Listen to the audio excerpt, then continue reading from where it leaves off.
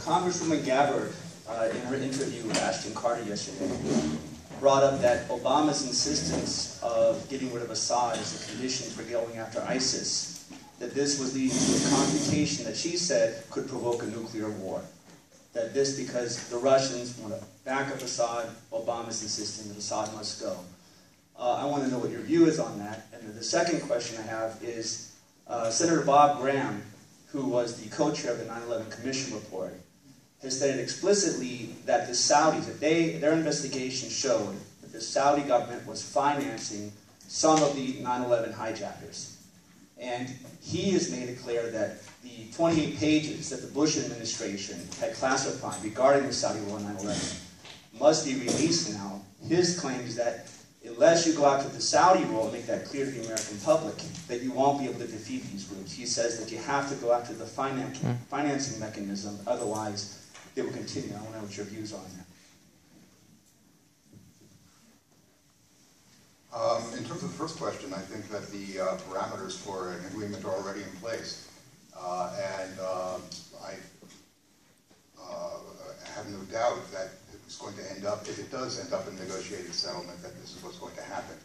Number one, the bottom line for the United States is that Syria has to remain as an integrated state in order to ensure, for example, stability in the region, particularly vis-a-vis Israel. This means, of course, no Kurdish state in the south, no Rojava in the south, and that the United States would work for that goal, and that's pretty much it. As far as the Russians are concerned, they would be very happy for that if the regime in Damascus would be pro-Russian.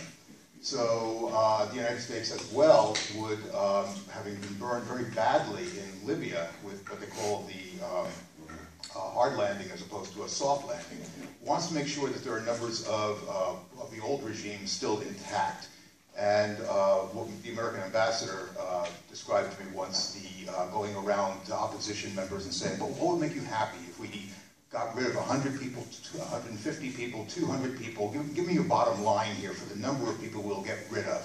So Syria will be one state. Most of the regime will probably remain in place because both Russia and the United States like that idea. There will be some integration of the opposition in the regime into this regime, probably in key ministries such as health, education, et cetera, et cetera.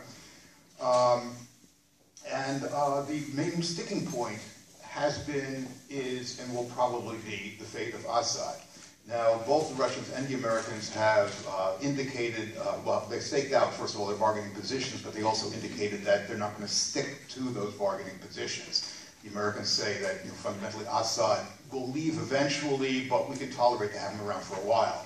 The Russians say Assad will be part of the transition and so on and so forth, but, you know, we're wedded to the idea of a pro-Russian Syria, not necessarily Assad himself.